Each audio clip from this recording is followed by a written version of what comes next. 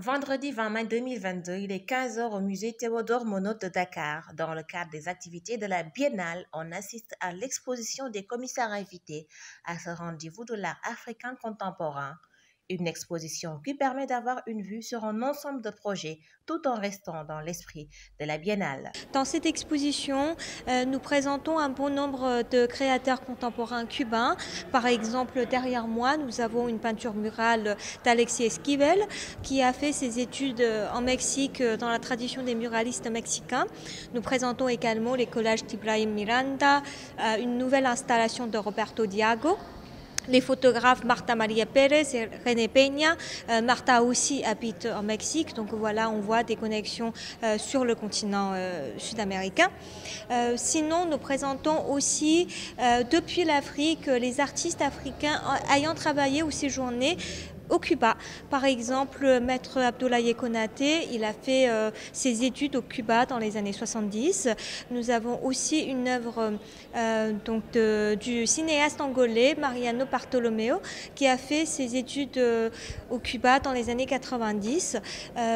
Last but not least, nous présentons les œuvres photographiques de Lopokchi, qui est un photographe basé à Kansas City aux États-Unis, mais d'origine de Hong Kong. Né dans le Hong Kong britannique en 1950, Lopokchi est professeur émérite de photomédia. Ses œuvres font partie des collections de nombreuses institutions dans le monde.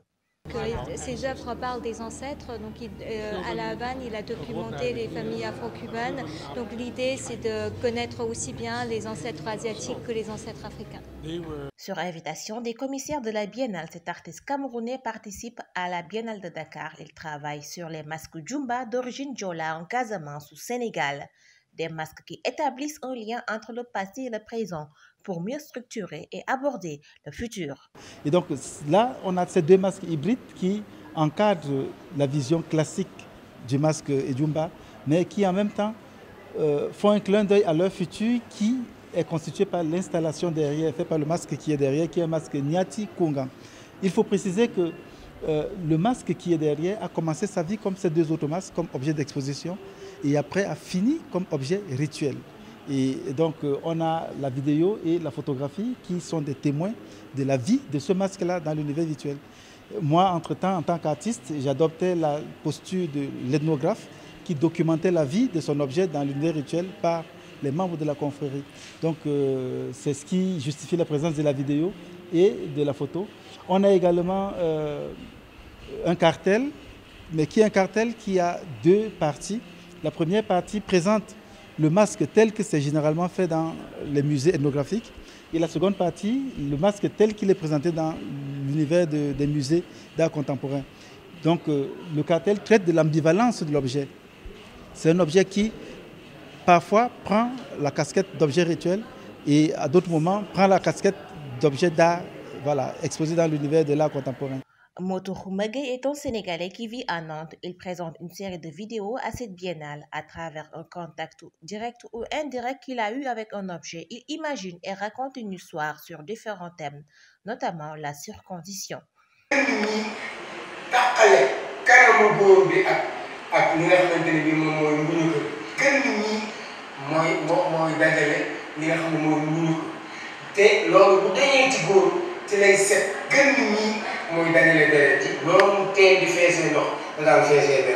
Sur l'arbre, sur l'arbre, sur le tam-tam, voilà, sur la parole, sur les khambs, les nda.